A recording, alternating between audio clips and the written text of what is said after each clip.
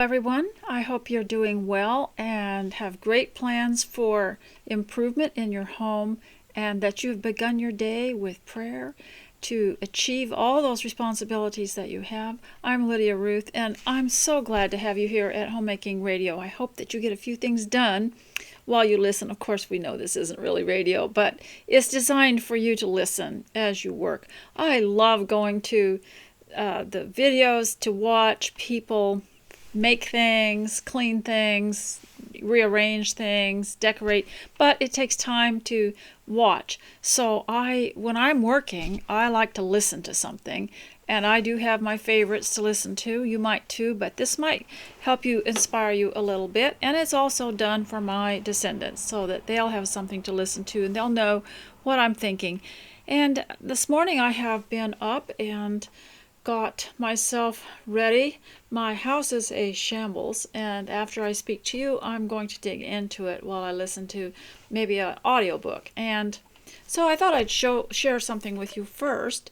I have been to the Hobby Lobby, and they had their big 66% off sale and more, and some of it was more, and they had one more of these Heartland Harvest candles, and I wanted to tell you what was in it. Now, I don't burn candles. What I do is I find one I like and I sit it on a windowsill in the sun and put the lid on it at night and then take it off in the morning, and I still get the benefit of the scent. I don't like open flame in the house, but this one makes me happy, and I wanted to read to you the ingredients.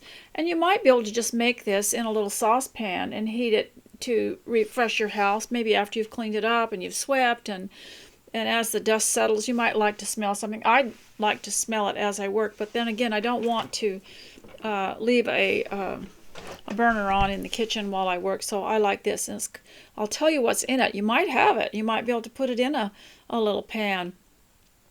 Candied ginger, fresh nutmeg, buttered maple, cinnamon sticks, stewed apple, apricot nectar, baked acorn, vanilla bean, and brown sugar. And I believe this was only, by the time I got the discount, it was only about $2. But I noticed at the Dollar Tree, the dollar store, they have the kind of like an essential oil that's for the home, and they have the pear scent and they have a brown sugar scent.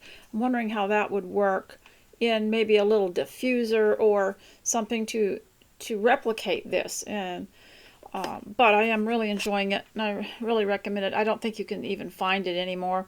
It was for autumn, but it would make do for everything. I have a friend that said she was going through some disappointments, and she was just trying to recover from something, and she said, I just opened this and smelled it, and I felt happy. And so today, I thought we would talk about stuff about the home and being happy at home. And one of the things I liked about Helen Andelin's Fascinating Womanhood, this was back in the 60s, I believe the late 60s, when this was the first inkling I ever had of it was published, when she started out the book talking about a woman's happiness being in the home, whereas many of us who grew up in institutions, public schools, etc., in an era of more opportunities in education for women, didn't even stop to think that there might be something else. And because, by the time you get 12 years education and then another 4 to 8 years of higher education, you're pretty saturated in a different kind of life than homemaking. And she told how you could make a success of homemaking, and even, in my opinion, it showed how you could even make a profit. And certainly we see the women before us that went before us were, they really did. They ended up having houses and land that was paid for and money in the bank. And yet they stayed home. And she said, since this has first been published in 1965, over 2 million copies have been sold. And she says, success, however, is measured not so much by the number of copies sold as by the lives it has changed. And so she talked about how the happiness was in here. When I was growing up, and to quote Mr. Gibson, when he met with Hyacinth, and they were starting to remember where they first saw each other when they were younger. And she said, we were both very young then. And he said,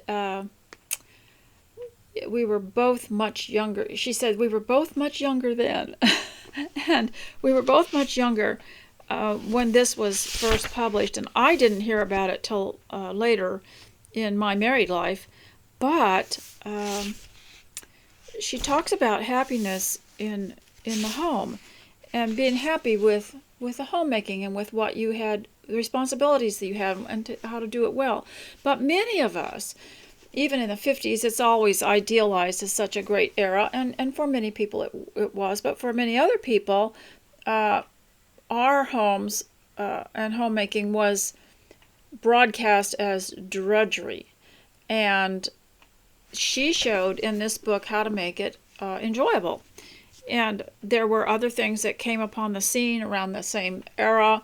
And I remember you could get catalogs, the Sears, the Wards, and the Pennies catalogs that came that you could order whole sets for your house of furniture and of bedding and things that match. And just gave it such a joy. And it was never really confined to dreariness and darkness. And I want to read something that she said about happiness here, if I can find it here.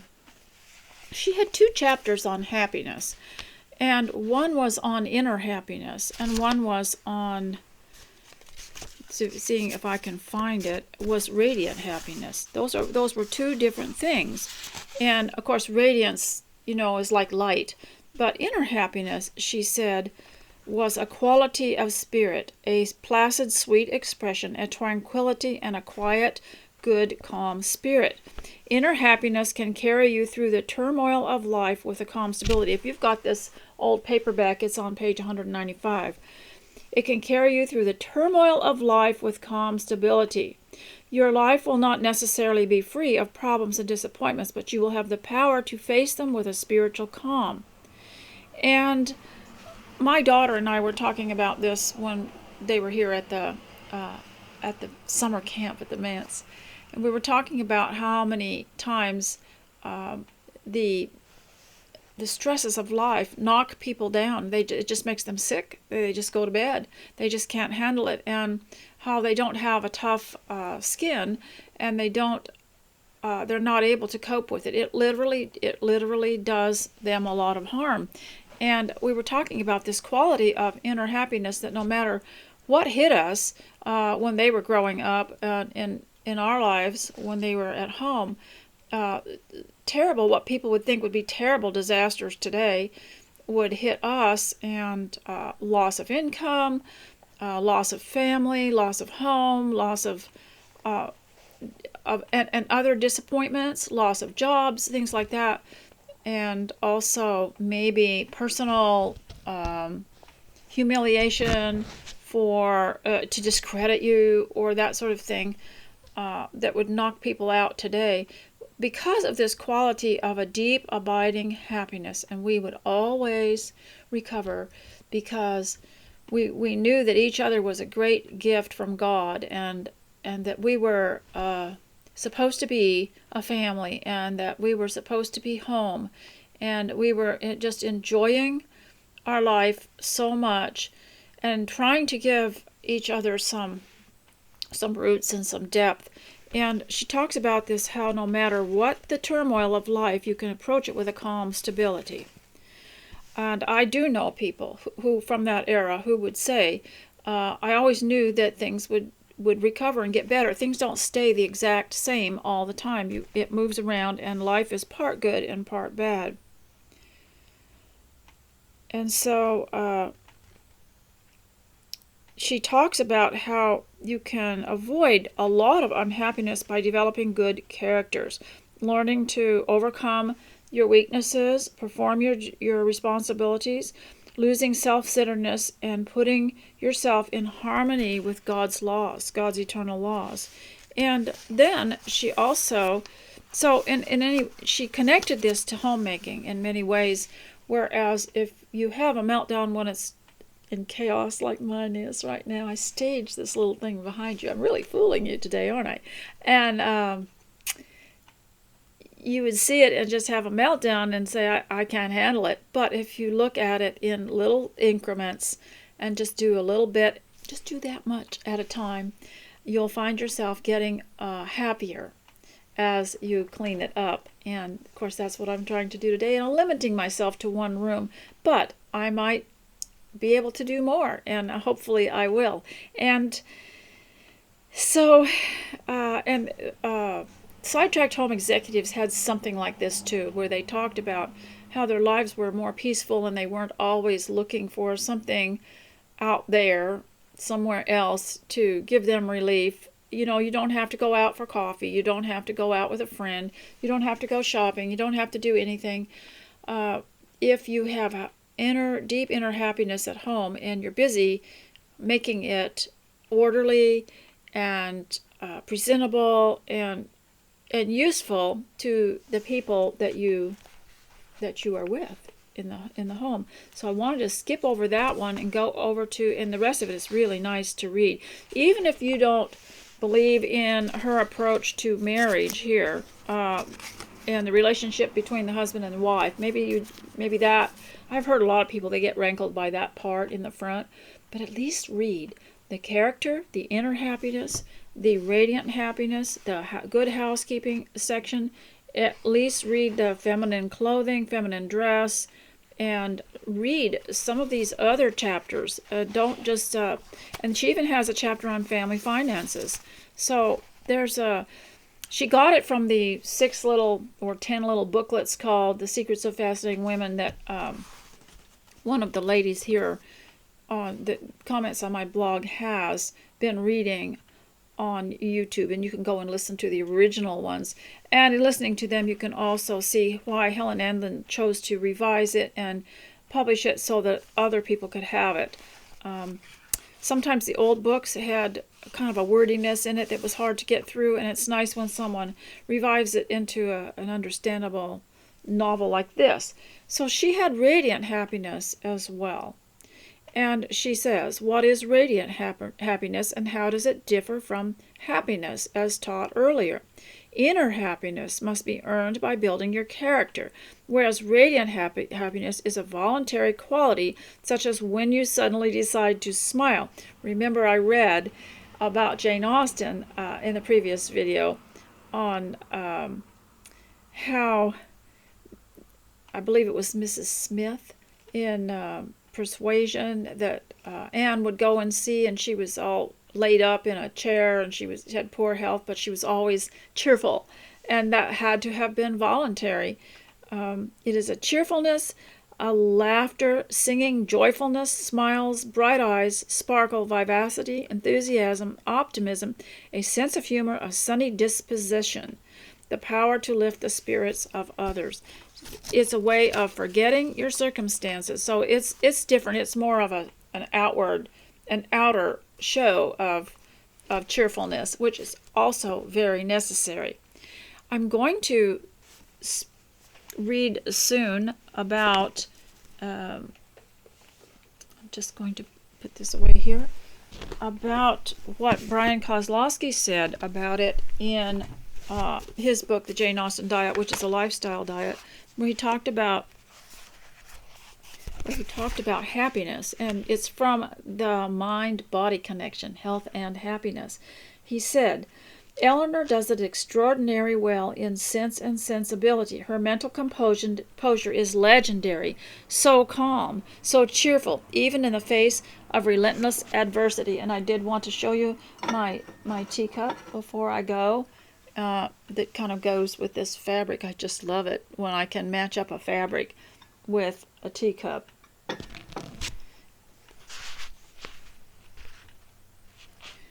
Even in the face of relentless adversity, others might attempt to thwart her peace of mind.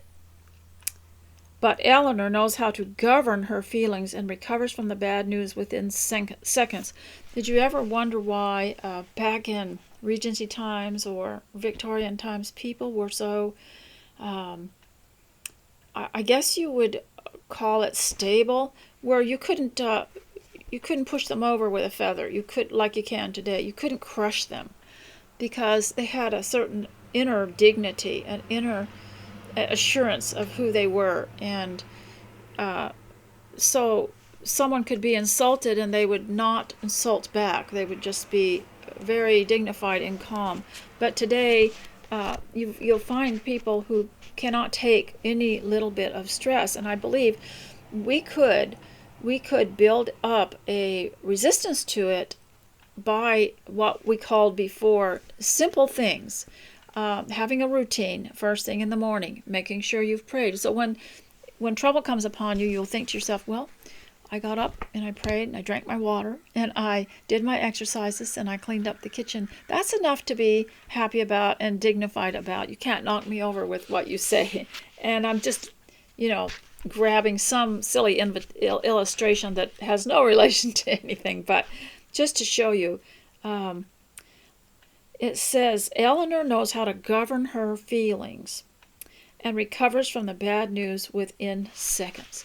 Now, ladies, I'm going to stop here because I'm going to try to see if I can make a video that's shorter and also see if... Oh, wait a minute. I can't stop. I have to finish reading this. How am I going to start that up again? I'm discussing the subject of happiness today. And it says here,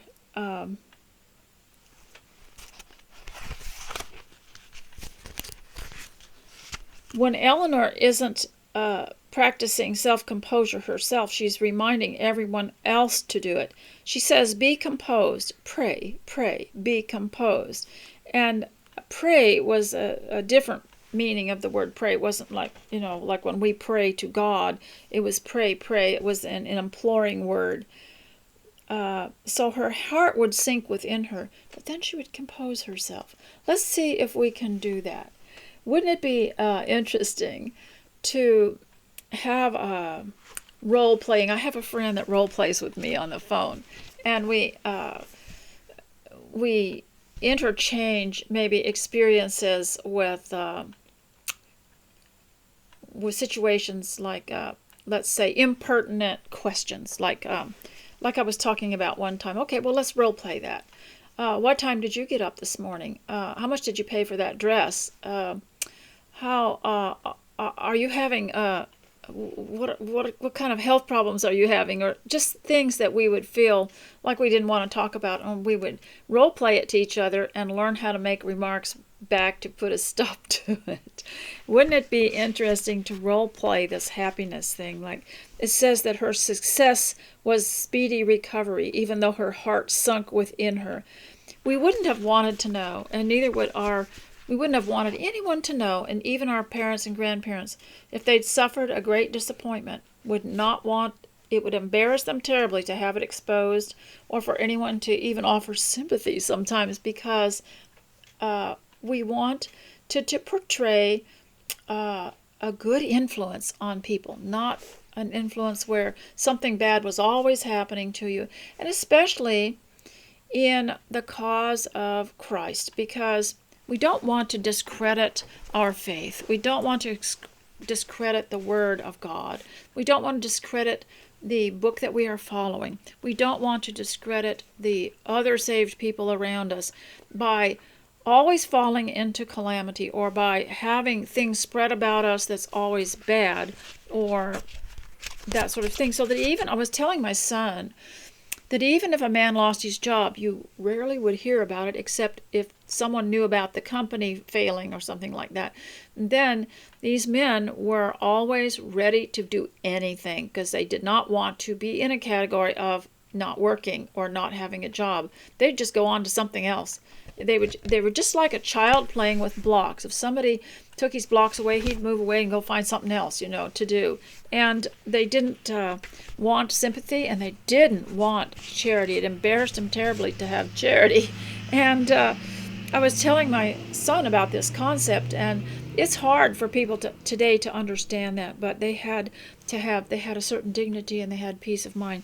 Please comment if you know anything about this, and because we were all much younger then, and remember it. And then we came into an era where it was considered quite okay to beg and quite okay to whine and to tell people of your bad circumstances and see what you could extract out of them, and that would get you somewhere. But we were always told not to be beggars. Our parents taught us not to take money from the government. I mean, like permanently, and taught us not to go to jail.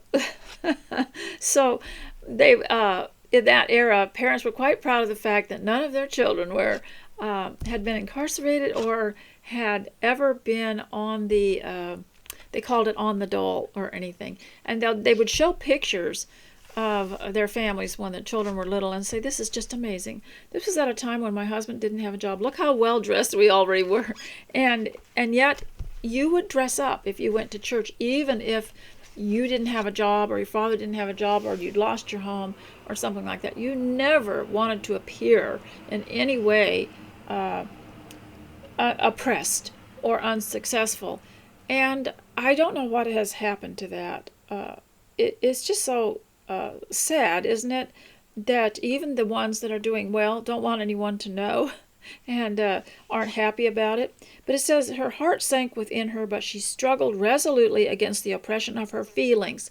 She struggled resolutely against the oppression of her feelings. That's what I need today, because I have a what is it? Emma called it a grim job to be done. And I need this. She struggled so resolutely against the oppression of her feelings. Like her feelings were a couple of claws clawing at her, trying to pull her mind away from possible happiness. She struggled so resolutely against the oppression of her feelings, this is Eleanor, that her success was speedy. So what do we have to fight but our own attitudes and our own self in the home? And this is one of the things that you'll have to learn when you begin homeschooling. I've asked by several people to talk about getting ready for homeschooling. But first of all, one of the reasons people do it in the winter or have school in the winter is just like any other educational institution. People just aren't as busy. They're not going to be, trying to take in the good weather and go down to the beach and go off on holiday. And it's just a time you're going to be more confined, so you might as well go ahead and start school then. And the other thing is that you don't have to do school on the school days. When my children were home, we took the weekdays, and if we needed to go do something in town, or we needed to go grocery shopping, or we needed to go anywhere else, we'd go during the weekdays because everyone else was at home or in school. And so we didn't try to crowd the roadways on Saturdays and Sundays or Friday nights, because that's when everyone else was off. That's when the kids from public school were off. Well, let's let them have the shopping centers. Let's let them have the grocery store. And we'll go on Monday when it's quiet. So you don't have to go with the crowd. And why homeschool if you're just going to follow the same schedule and pattern of the public school? So you can decide to have a day off during the week, or you can do something else on the weekend. You don't have to follow it, and you don't have to take your holidays, and don't take your holidays at the same time as the school breaks and the winter holidays. Don't do that, because it just won't be as nice. And take your holidays a different time. The other thing is, I think is essential, is doing what I'm doing. I'm trying to get the clutter out of the way and get everything a little more organized so that I can sit down and read some books. And school is not all sitting at a place and reading and writing. Be careful about too much of that. Get some kind of a folding utility table that you can fold out in front of your living room window, and the children can work and look out now and then. One of the things we don't like about institutions is that there's sometimes no windows to look out. And your eyes, to keep your eyes healthy, you need to be able to refocus by looking away and looking out. And some people, when they first start homeschooling, they want to do things the public school way, and they think children should concentrate and not be able to look out the window and daydream or kind of blank out. That's actually quite good for you to do that. And so you need to read a lot about this and the eyes and the ears and how important they are. And have a place where you can have your classes if that's how you want to do it. Other people are more of a learn as you go thing. If they have a family business, they like the children to be involved in that. And but the general getting ready for it, I always would order a Dover catalog because Dover has so many things for children. It isn't a homeschool catalog, but it has the Eric Sloan books, and one of them was for boys, and it was Pioneer Boy or something like that. Just look up the Eric Sloan books because children love them. And there are manners books that you can look up. I recently got one by Emily Barnes, The Little Book of Manners for Girls, and there's one for boys too, which I'm hunting down today online. They were printed in the 1990s, but you go through those and you'll do a lot of reading to your children. That's important for them to listen to you read. And also don't overload them with too much talking. There are certain ages in which you don't need long drawn out information type explanations because they'll just tune out. I mean, I still do. I can only take about 10 minutes of listening to something and I'm just gone, but I want you to pause. You don't have to listen to me the whole time.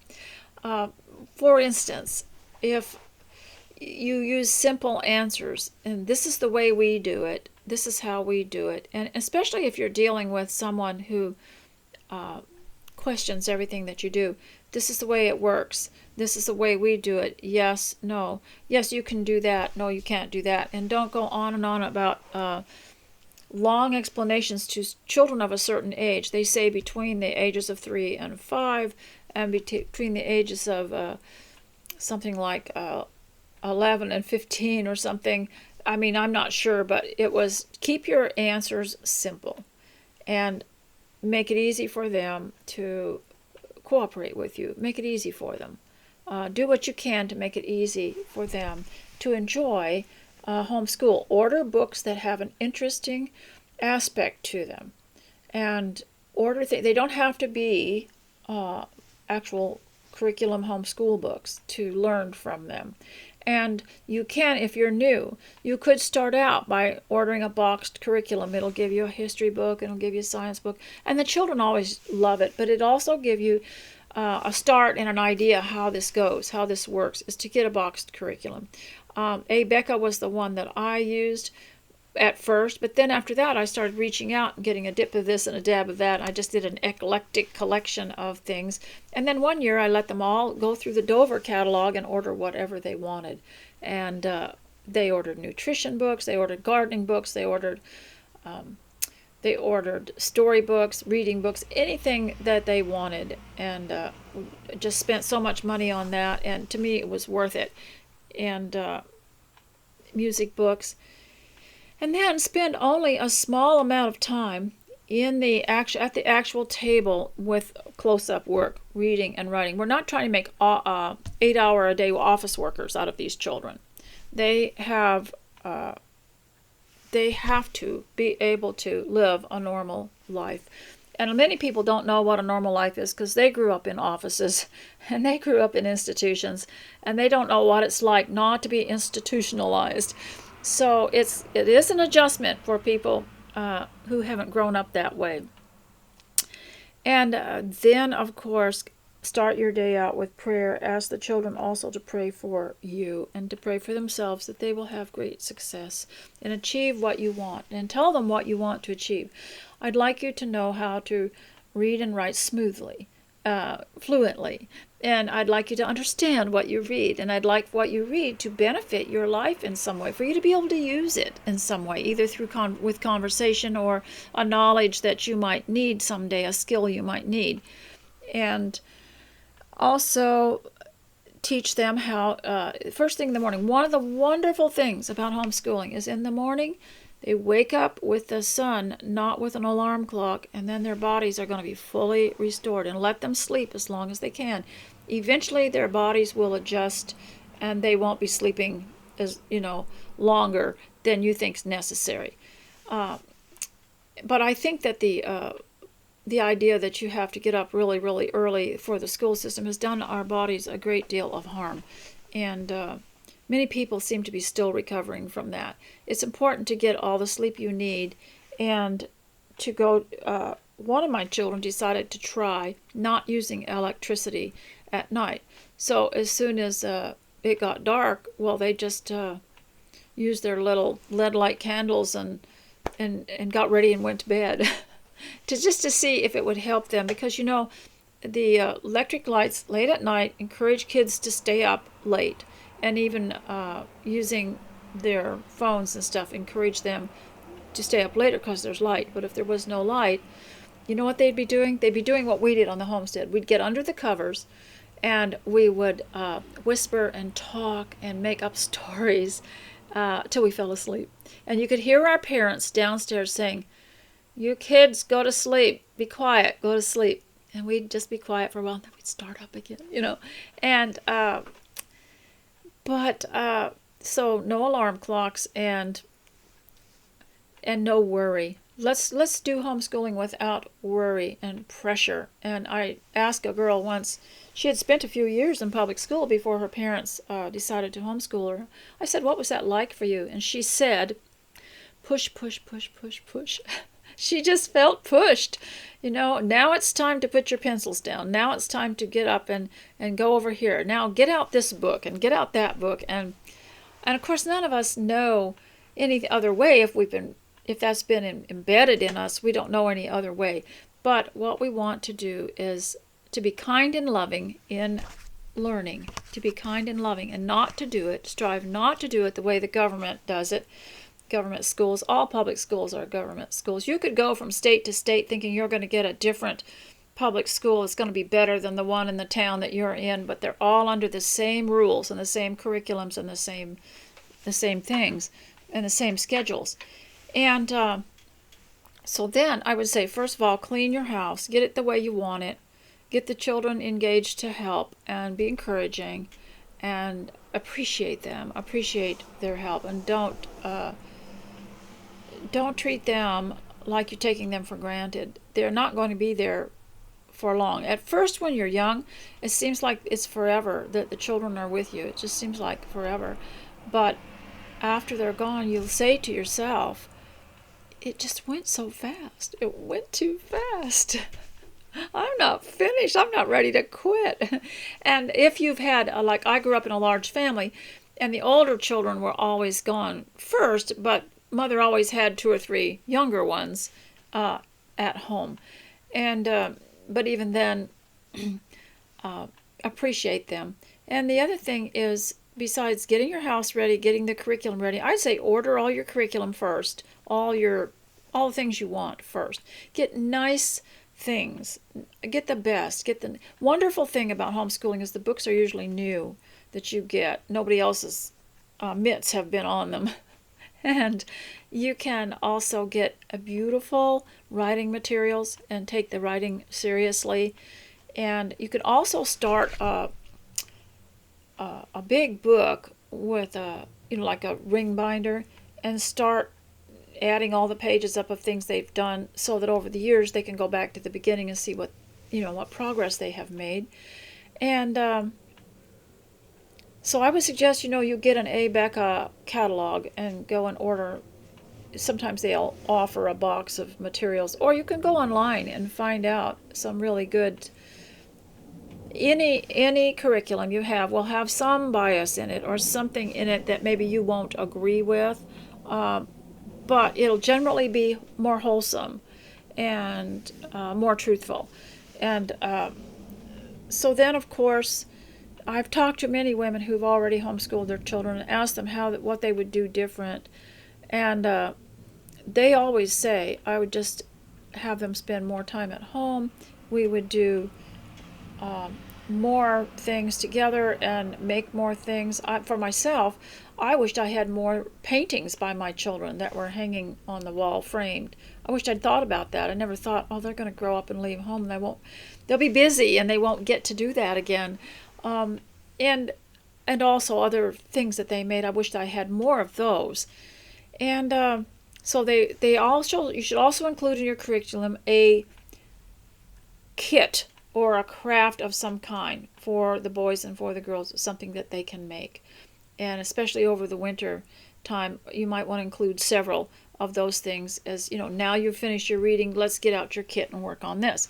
They also need to know that homemaking and helping keep the house in order is part of their curriculum.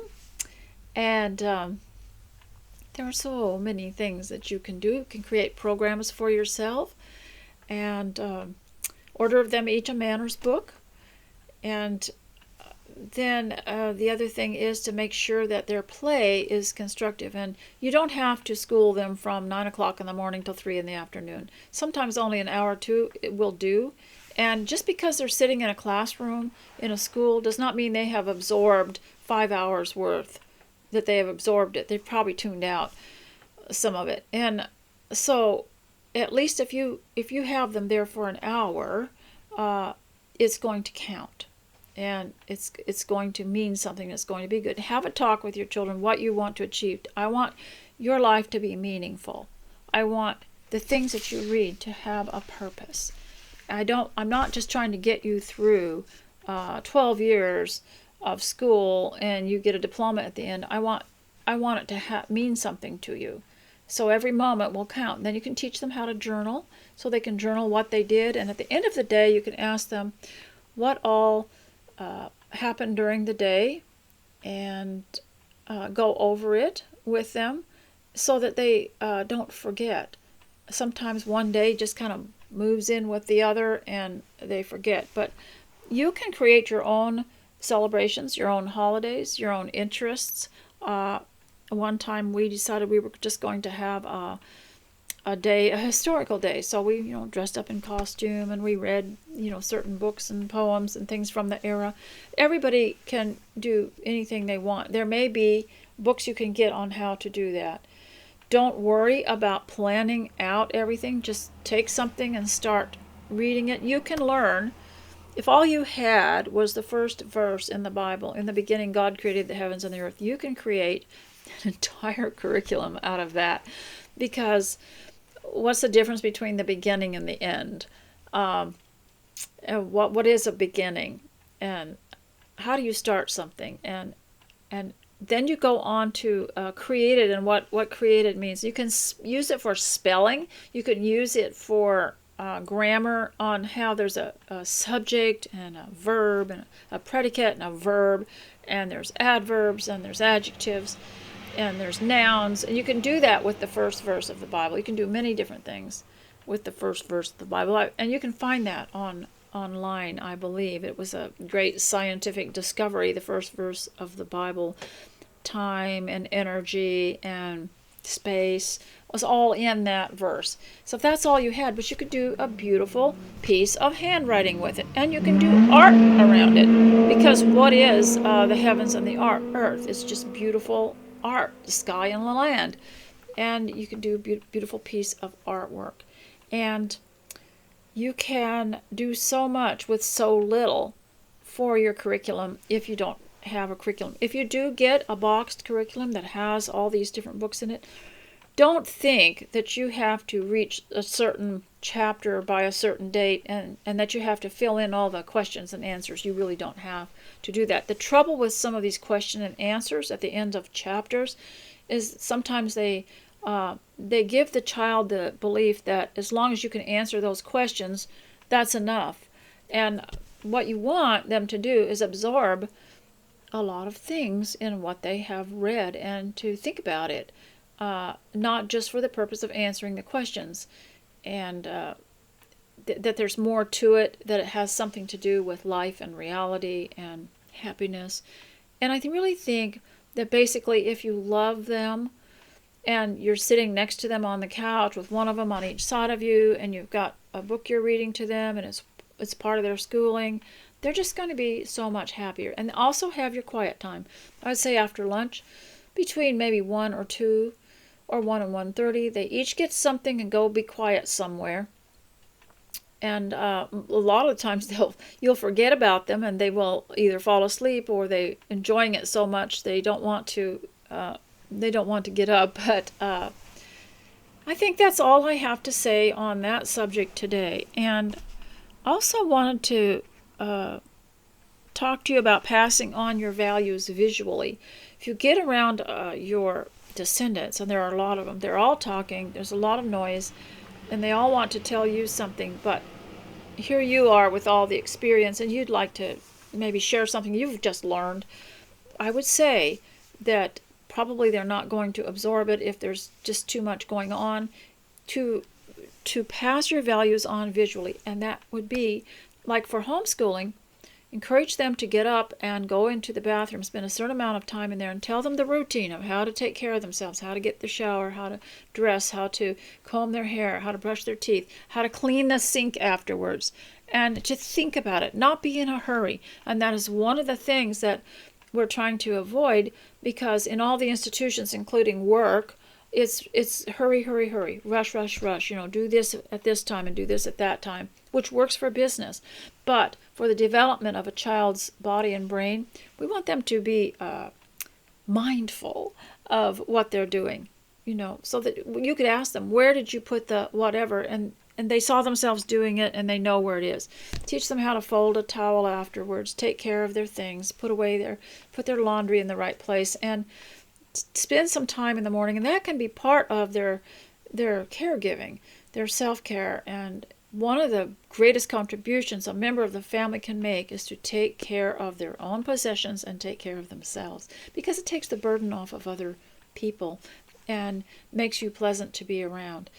And so set aside a time to write down all the things why are you homeschooling and what is your goal? Now, a lot of people will homeschool because, quote, schools are so bad. But if schools got good, would you want them to go? I don't think so, because they're around a lot of people when they were born into a family, and that's natural.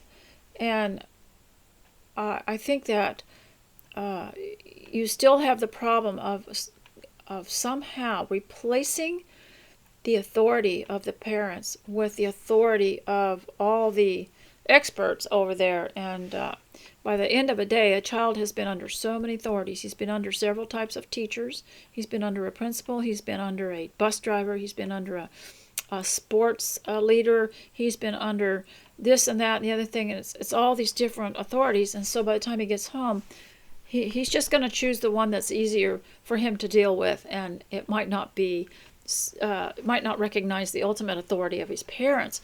So that was one thing we wanted to do, is take that confusion away by having them home. And that way they're not under everybody else's authority. And so then I wanted to, I believe that's probably all that I wanted to tell you today. And I hope that some of it has been valuable for you, and I will write the subject in this. This is for those interested in homeschooling, but if you're not interested in it and you weren't a homeschooler, you might be able to use some of it yourself. If you want to school yourself, if you want to do something to make your learning more meaningful than it was, you can have a redo, Don't have to accept the way things were. You can change it for now. And like the reading of good books, like Darcy said, through the improvement of her mind by the reading of good books. Yes, and reading them aloud can bring more understanding. I do have a pleasant little book that someone sent me, and I found something in it that I would like to read to you. And it's called Ceremonials of Common Days, and it was written in the 1920s. And remember, there was the Commonplace book that I had told you about. That's something your children can start if you're home with them for homeschooling, is a Commonplace book. All that is a blank notebook, and they copy things into it, like George Washington's Rules of Civility. One of his rules of civility. You can find those online. They can just write it in their best handwriting. They can write a verse of some kind. They can copy. I have a set of poetry books from the 16 to 1800s that my granddaughter likes, and she just gets them out and copies them into a notebook. Those were commonplace books, and you could put any kind of anything in them and write them. You can still find them, and if you look for commonplace books on Wikimedia Commons, you can find photographs of some of them. And so I love the title, Common Ceremonials of Common Days. And the one that I'm going to read to you is called On the Eve of Being Bored. And it was from the viewpoint of a business person. So I'm not going to read all the businesses they were in. But I'm going to read this because one of the things we address first thing in homeschooling is boredom. And that part of the problem with boredom can be solved by choosing a curriculum that's interesting to your child. And you're not stuck with any curriculum. Let's say you bought one and they're not responding, they just really don't like it. You can always just put it away and save it for later. Sometimes they're more interested in it later, and do something else. Just about anything they do can be educational. And basically you're homeschooling them because you love them and you realize what precious souls they are, what a great gift they are to your home. And they're not just anybody to be thrown out there with the crowd, to compete with the crowd. So on the eve of being bored, and he explains so carefully about boredom. The eve of being bored is not restricted to seasons, and it becomes unheralded. It may occur at these times, when locked out of one's apartment, when waiting for people, streetcars, elevators, and trains, while Central is getting ready to answer. She's talking about these phone places. When one has just missed a train, when people talk long after they have finished. Yeah. On crowded subways, when it becomes necessary to have one's picture taken, when thrust upon the front seat of a semi-social occasion in small towns. To be bored, now you can tell they're city people.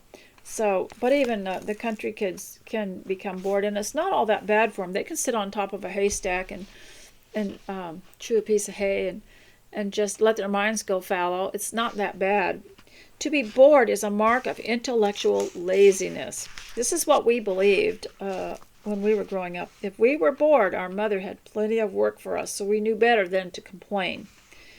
To be bored is a mark of intellectual laziness, of lack of spiritual comprehension. I always feel inferior when I begin to be bored. It is as if I have not the power to live up to the occasion. Therefore, I have sought means of fortifying my soul against this event. And he talks about how once when he was locked out of his apartment, he went outside and pretended he was playing with someone, or just I don't know if it was a he or a she, but it was just such an interesting thing, that how to use time when you're standing in line and how to not be bored. Now, of course, I find it's quite nice. I used to teach my sons when we had to go in, and us girls had to go into a fabric store to find something to be interested in at the fabric store. There are plenty of prints that illustrate a boy's life or something interesting, and or to find something to focus on that they might like, whether it's a color or something else, or just to get in the habit of finding ways to enjoy having to wait for someone. Now, you can also explore that idea of being bored and where it came from, when it first started, that sort of thing, but I'm not interested in it, and I'm never bored. And I believe that people who are bored just need a change in what they're doing, or aren't doing enough. There's no time to be bored when you have a tremendous amount of responsibility. And so, ladies, I hope that this has been good for you. And it's not for everyone, but you could probably pull something out of it for you, even if you're not interested in the subject that I covered today. And next time, I hope to do a review of this Emily Barnes' Little Book of Manners for Girls. I'm trying to get the one on boys and do some more Linda Lichter, Simple Social Graces on Manners, and some of the manners that's contained in Fascinating Womanhood, and also from the book of Psalms. So I will encourage you to stay close to Christ, to do your best with what you have, and be a good steward of what you have, hopefully getting somewhere better or something better in your life going on. And so I'll talk to you later. Bye.